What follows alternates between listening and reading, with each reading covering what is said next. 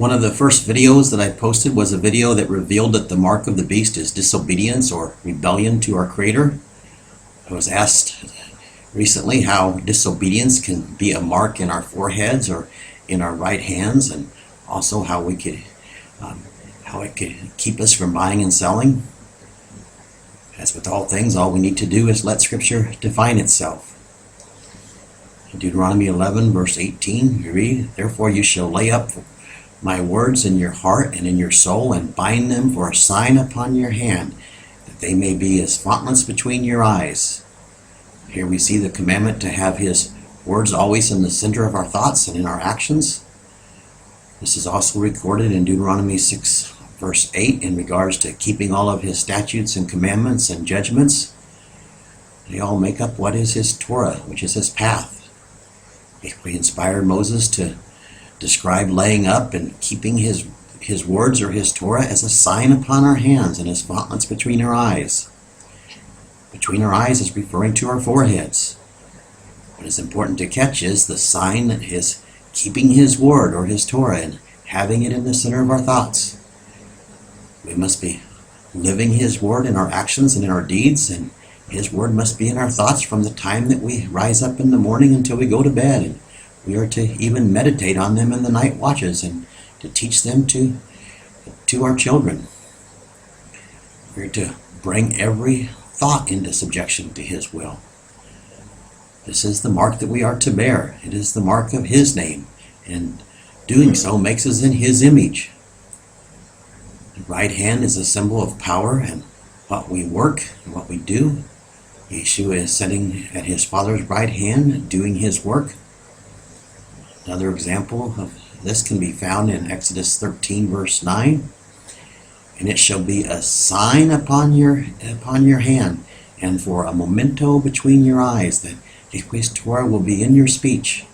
In this verse, Moses is saying that obeying the Feast of Unleavened Bread is to be a sign upon our hands and a memorial between our eyes, so that we can learn that His Torah is what causes our thoughts and our speech and our actions to agree with His. All of this is symbolism, just like it is in Revelations. Unleavened bread is what we are to eat of all year long, but we are commanded to keep this feast once a year as a sign of this, so that we can learn and remember that it is the unleavened bread of life that must sustain us. Now the commandment has went forth to stop eating the bread of men altogether, as was prophesied would happen in Ezekiel 24. You are being commanded to stop feeding off of the lies of men and turn to the unleavened bread of life for your food. He is now tying in that if you are still feeding off of the bread of men, then you are bearing the mark of the beast, because you are rebelling against this commandment that He has set forth. This commandment has gone out of His mouth, along with His command to cover your heads and other such commandments that He is restoring, such as the 7th year Sabbath that we are currently in. It should be clear to any of you that the mark of the beast is something more than the Vera chip, if you would just examine it against the cause and effect and against the rest of the Scriptures.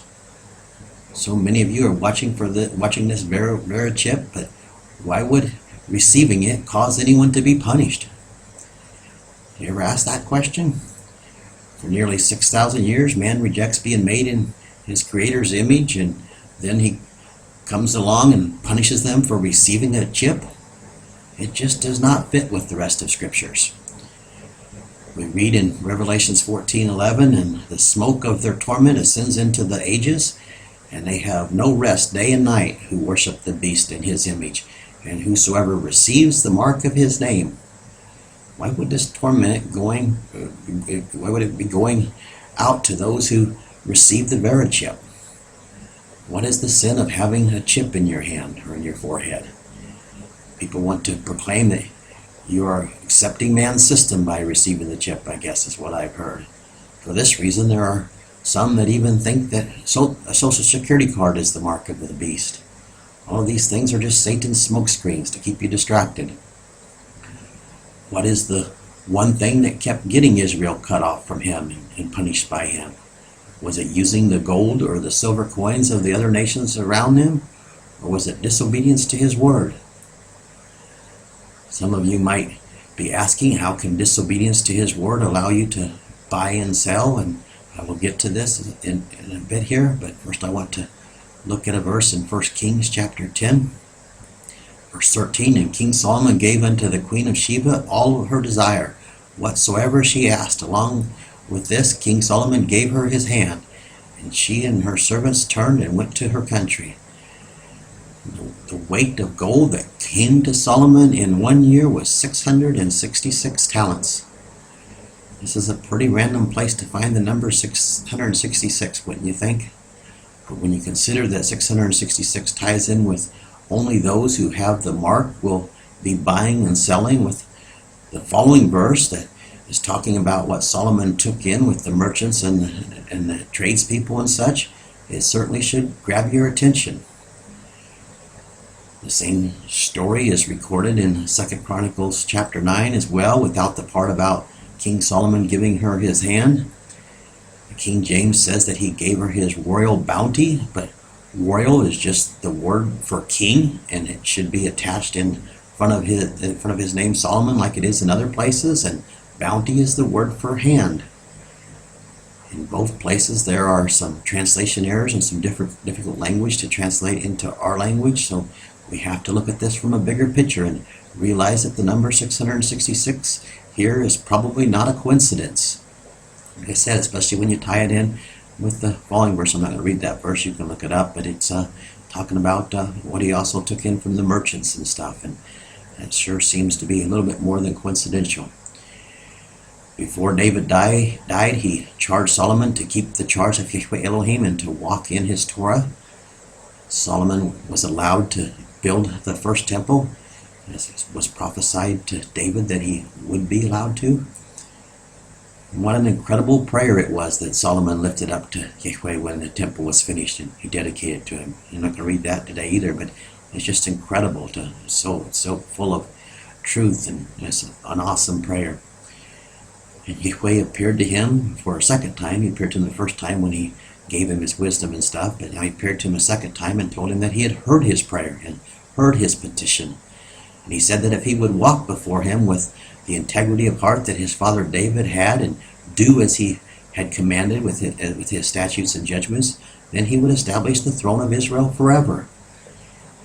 His blessings are conditional on us continuing to walk with him as they were in this example, and walking with him in his statutes and judgments. And this is the case throughout scriptures. This has not changed. Then he went on to warn Solomon, though. 1 Kings chapter 9, verse 6, but if you turn, or if your children turn from following me, and will not keep my commandments and my statutes which I have set before them, but go and serve other Elohims and worship them, then I will cut off Israel from the land which I have given them, and this house will be cast out of my sight, and Israel will be a proverb and a byword among all of the people. And at this house which is high, everyone that passes by it will be astonished, and they shall hiss, and they shall say, why has Yahweh done this to the land and to this house? And what will the answer be? Next verse. And they will answer, because they forsook Yahweh Elohim, who brought forth their fathers out of the land of Egypt, or out of bondage, and have taken hold upon other Elohims, and have worshipped them, and have served them. Therefore Yahweh has brought upon them all of this evil. Have you ever wondered why the Muslim Dome of the Rock is still on the Temple Mount today? Both of the temples were destroyed for the same reason, the rebellion. And the dome is allowed to still be there to show the scattered tribes of Israel that they have become a byword to their Creator. They are not being found in his favor, except for the small flock who have returned to him. Back to Solomon, he continued in Yahweh's blessings, and he continued to worship before him.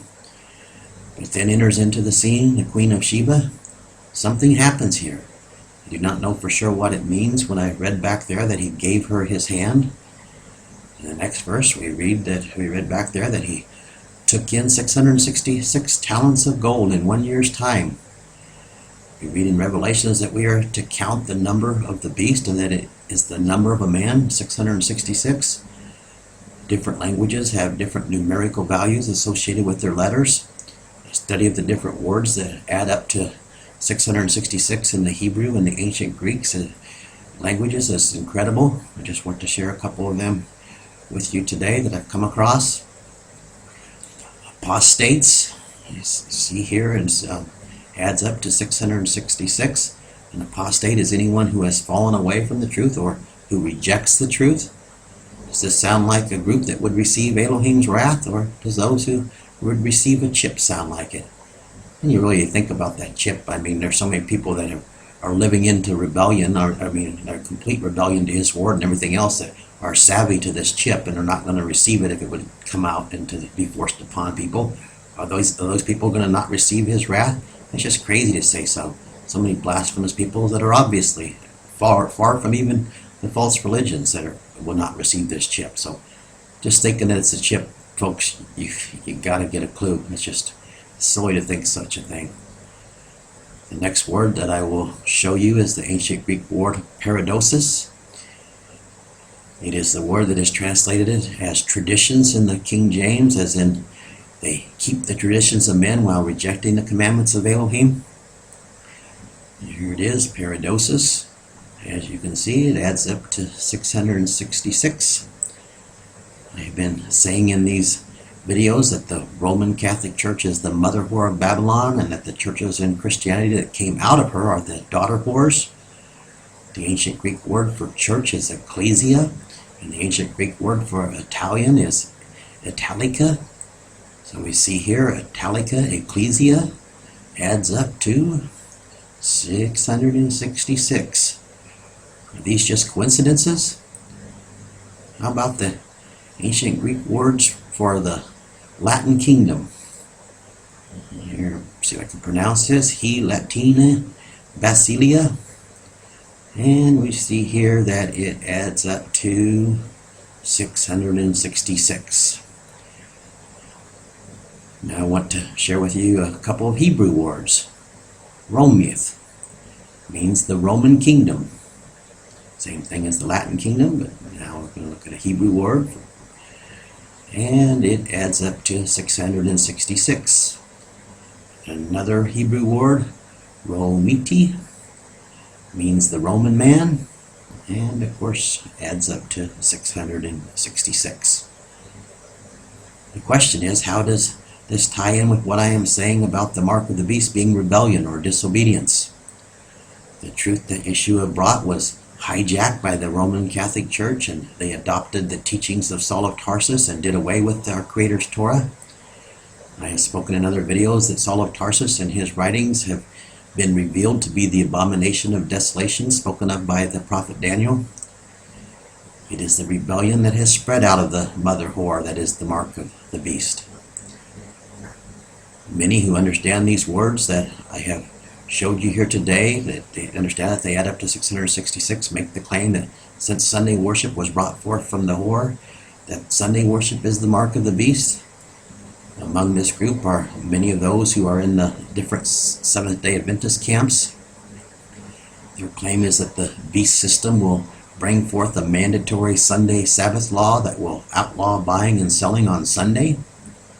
Well, the rift is a little deeper than this. The Roman whore also had her hand in tilting the cards in Judaism in the 4th century and helped to cause Judaism to switch their Sabbath to a fixed day on the Roman calendar as well.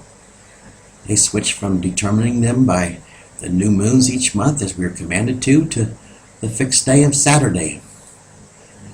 This is where you will see the false prophet emerge on the scene in the coming weeks, making the claim that Saturday is the day. So many make that claim, but there's going to be a prophet in general that will really stand out. I've talked about who this could be in other videos.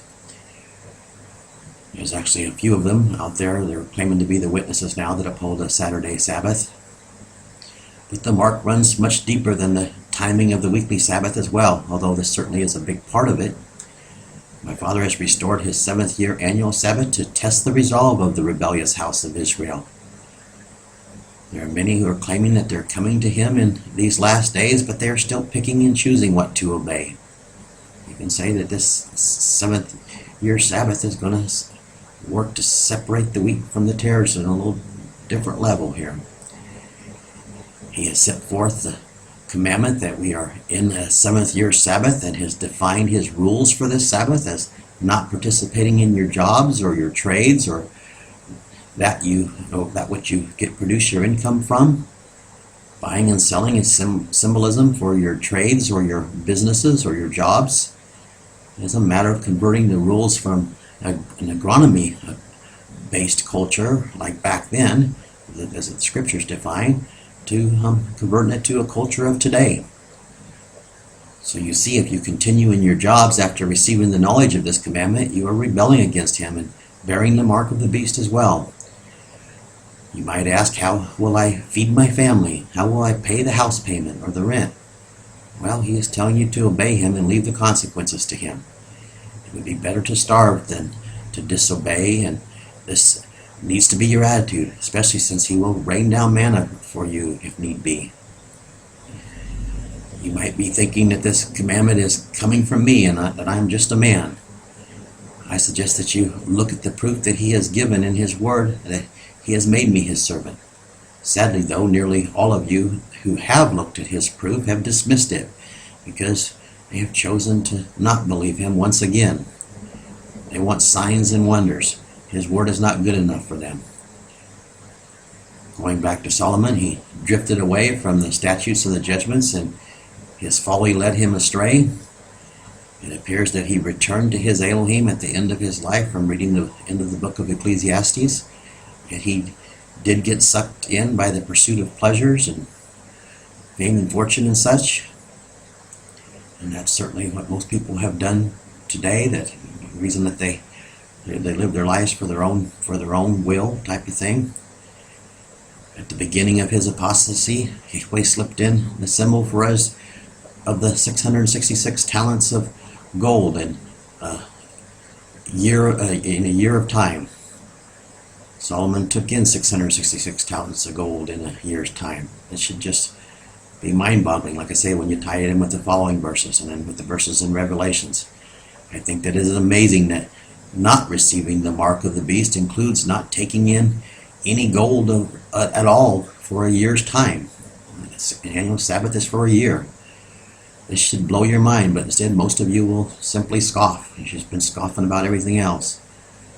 We are already nearly 5 months past the time that this annual Sabbath began, and I know of so few who are hearkening to it.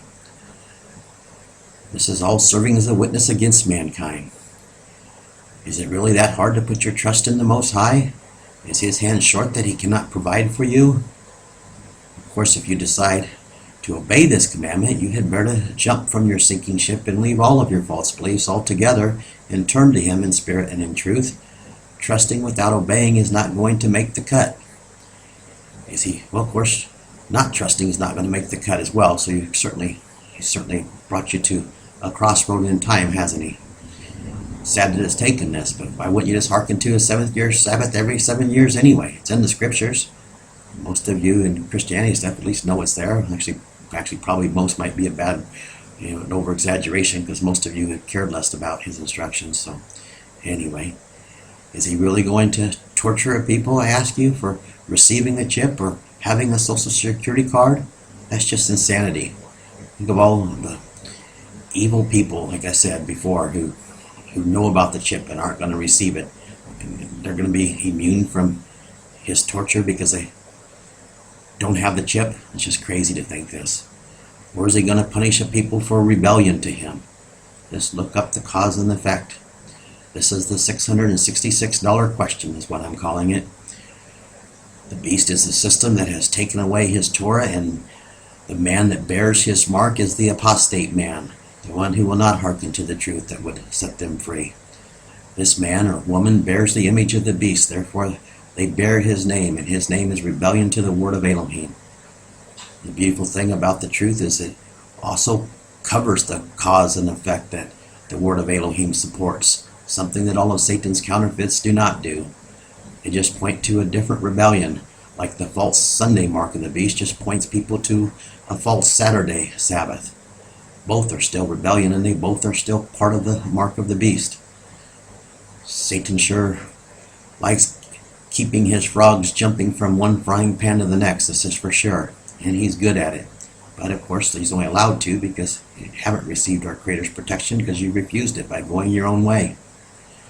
I suggest that you go and learn what the mark in the forehead is of those who will be delivered through what is coming, instead of looking for some verichip being forced or some mandatory Sunday Sabbath law. If you do not, the day will come upon you as a thief in the night.